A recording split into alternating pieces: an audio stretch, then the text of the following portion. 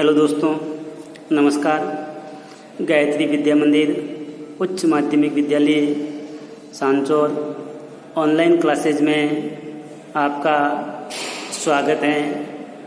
दोस्तों, आज हम कक्षा 9 सामाजिक विज्ञान का जो अध्याय 3 नात्सीवाद व हिटलर का उदय, उसका टॉपिक आज हम पढ़ेंगे वाइमर गणराज्य का जन्म। तो देखिए कि वाइमर गणराज्य का उदय किन परिस्थितियों से होता है। तो 20वीं सदी के शुरुआती सालों में देखा जाए तो जर्मनी एक ताकतवर या शक्तिशाली भी अपन कह सकते हैं साम्राज्य था। यूरोपीय अन्य जो शक्तियाँ थी वो हमेशा जर्मनी की सहायता के लिए तत्पर रहती थी।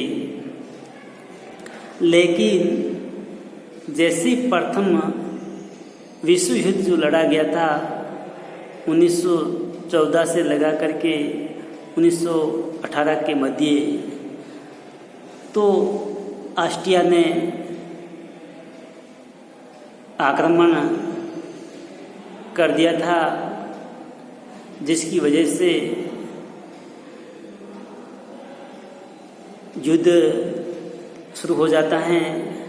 एक तरफ मित्र राष्ट्र, दूसरी ओर दूरी राष्ट्र, जिसमें जर्मनी, ऑस्ट्रिया, इटली, यह साम्राज्य एक साथ मिलकर के मित्र राष्ट्र इंग्लैंड, फ्रांस, रूस, उसके खिलाफ प्रथम विश्व युद्ध लड़ा गया। इस विश्व युद्ध में न केवल यूरोप बल्कि संपूर्ण विश्व प्रभावित हुआ। विशेषकर आर्थिक दृष्टि से आर्थिक हालात बहुत ही खराब हो गए थे। दुनिया की सबसे बड़ी शक्तियाँ ये विचार करके युद्ध में कूद पड़ी थी कि ये युद्ध कुछ ही दिनों तक चलेगा, वह जल्दी सफलता मिल जाएगी। लेकिन सभी को किसी न किसी अपने अपने फायदे या मुनाफे की उम्मीद लगा के बैठे थे। उन्हें अंदाजा नहीं था कि युद्ध है वो इतना लंबा चलेगा। वह पूरे यूरोप को आर्थिक दृष्टि से निचोड़ कर रख देगा।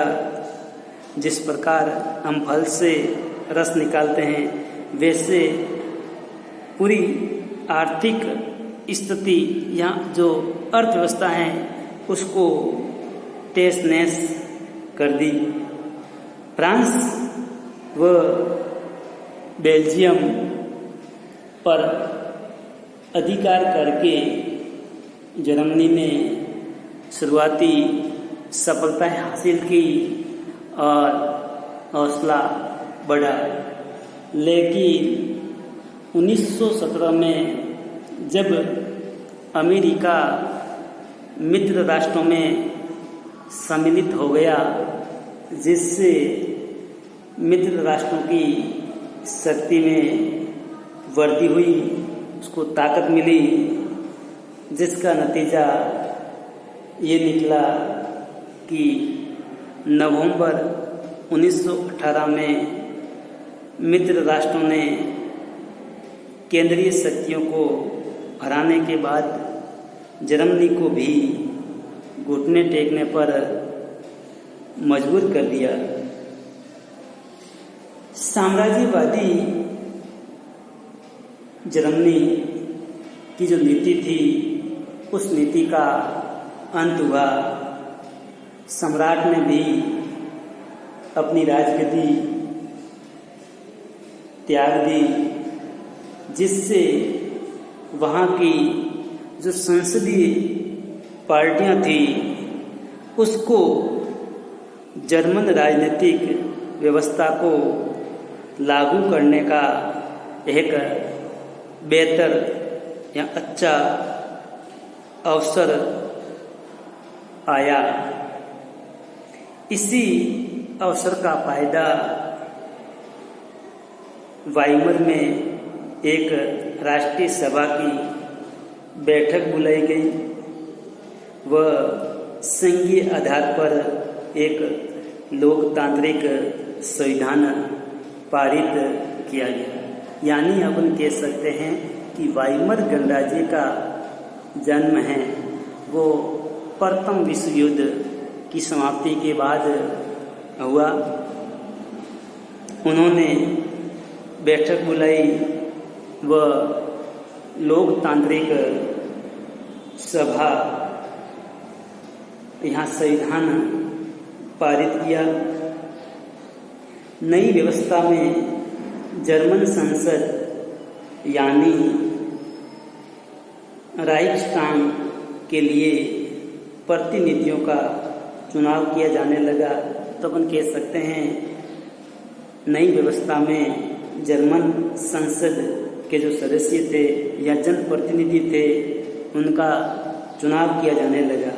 तो देखिए इसमें जो लोकतांत्रिक संविधान पारित किया था उस लोकतांत्रिक संविधान में जर्मनी के सभी नागरिकों को, चाहे महिला हो या पुरुष हो, वैश्य, उसको सार्वभौमिक वैश्य मताधिकार प्रदान किया गया। यानी अपन कह सकते हैं जर्मन के सभी निवासियों को, महिला हो या पुरुष हो, बिना किसी भेदभाव किए सबको एक समान मताधिकार दिया गया। लेकिन ये नया गणराज्य खुद जर्मनी के ही बहुत सारे लोगों को अच्छा नहीं लगा। जिस प्रकार वाइमर गणराज्य का जन्म हुआ, उनकी जो कार्य प्रणाली थी, इससे जर्मनी के अधिकांश लोग थे वो संतुष्ट नहीं थे। इसकी एक वजह यह भी हो सकती है कि प्रथम विश्व युद्ध में जर्मनी की पराजय के बाद जो विजयी देश थे मित्र राष्ट्र, उन्होंने जर्मनी पर कठोर शर्तें थोप दी गई थी। तो देखिए प्रथम विश्व युद्ध के बाद मित्र राष्ट्रों ने वर्साय के मेल में हुई शांति संधि जर्मनी की जनता के लिए कठोर व अपमानजनक थी। तो वर्साय के मेल में संधि होने की वजह से इस संधि का नाम भी वर्साय की संधि पड़ा।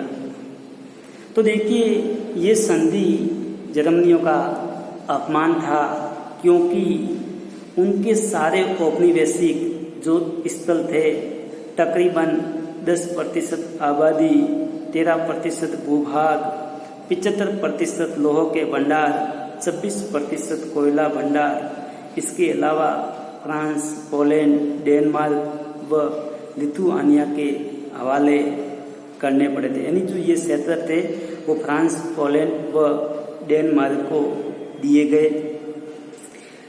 जर्मनी की रही सही ताकत खत्म करने के लिए मित्र राष्ट्रों ने उनकी सेनाएं भंग कर दी।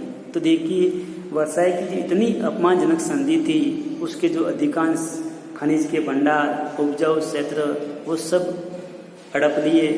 इसके अलावा जो जर्मनी की सेनाएं थी उन सेनाओं को भी भंग कर दिया गया। युद्ध अपराध बोध अनुच्छेद के तहत युद्ध के कारण हुई सारी तबाही के लिए जर्मनी को जिम्मेदार ठहराया गया। तो दोस्तों, जो ये प्रथम विश्व युद्ध के अंदर जो आर्थिक हानि हुई, जन धन की जो हानि हुई, उस हानि का जिम्मेदार जर्मनी को ठहराया। इसके एवज में उसको जुर्माना अदा करना पड़ा 100 अरब पाउंड का। खनिज संसाधनों वाले जो राइन प्रदेश था वो भी 20 के दशक में ज़्यादातर मित्र राष्ट्रों का ही अधिकार रहा। बहुत सारे जर्मनों ने न केवल इस हार के लिए बल्कि वर्साय में हुए इस अपमान के लिए भी वाइमर गणराज्य को जिम्मेदार ठहराया। तो अपन कह सकते हैं प्रथम विश्व युद्ध में जो जर्मनी की हार वो वर्साय की अपमानजनक संधि हुई है, उस संधि व प्रथम विश्व युद्ध की हार का जिम्मेदार वाइमर गणराज्य को ठहराया गया था, जिससे जर्मनी की अधिकांश आबादी वाइमर गणराज्य से संतुष्ट नहीं थी। अब हम पढ़ेंगे युद्ध का असर। तो देखिए, जब प्रथम विश्व युद्ध हुआ था, इस प्रथम विश्व युद्ध का वाइमर गणराज्य या अपन कह सकते हैं जर्मनी पर क्या प्रभाव पड़ा। तो दोस्तों, इसका स्क्रीनशॉट ले ले।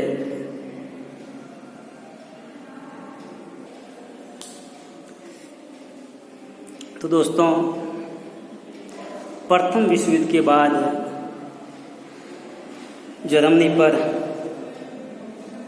क्या असर पड़ा या प्रभाव या परिणाम भी कह सकते हैं। तो देखिए, प्रथम विश्व युद्ध ने न केवल जर्मनी को बल्कि पूरे महाद्वीप को मनोवैज्ञानिक व आर्थिक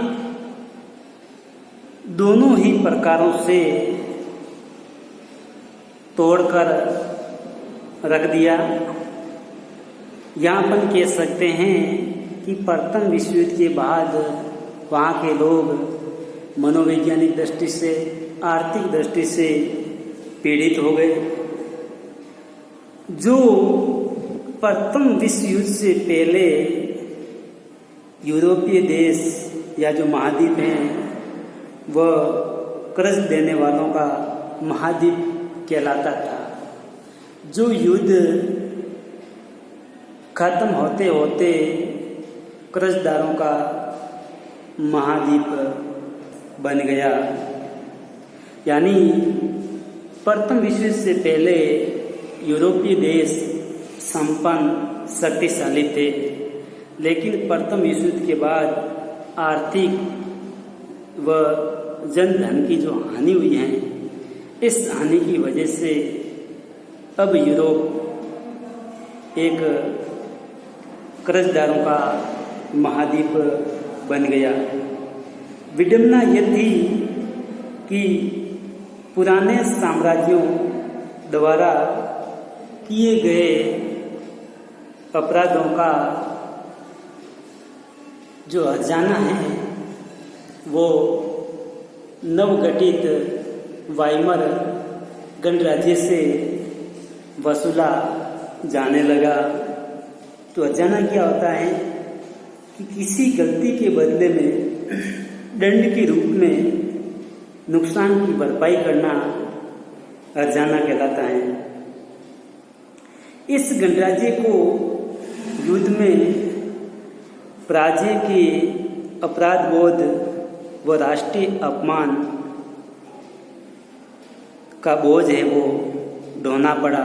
तो देखिए, प्रथम विश्व युद्ध के बाद जर्मनी में जो वाइमर गणराज्य की जो स्थापना हुई है, जो राष्ट्र का जो अपमान हुआ था, वर्साय की अपमानजनक संधि, इस सब का बोझ है वो ढोना पड़ा वाइमर गंडा जी को। खजाना चुकाने की वजह से आर्थिक स्तर पर भी अपन कह सकते हैं कि जर्मनी की हालत ऐसी हो गई थी जैसे कोई व्यक्ति अपंग हो सकता है। वाइमर गणराज्य के मुख्य रूप से समाजवादी, कैथोलिक व डेमोक्रेट के लोग सम्मिलित थे, लेकिन रूढ़िवादी, पुरातनपंथी, राष्ट्रवादी जो मित्रकों ने वाइमर गणराज्य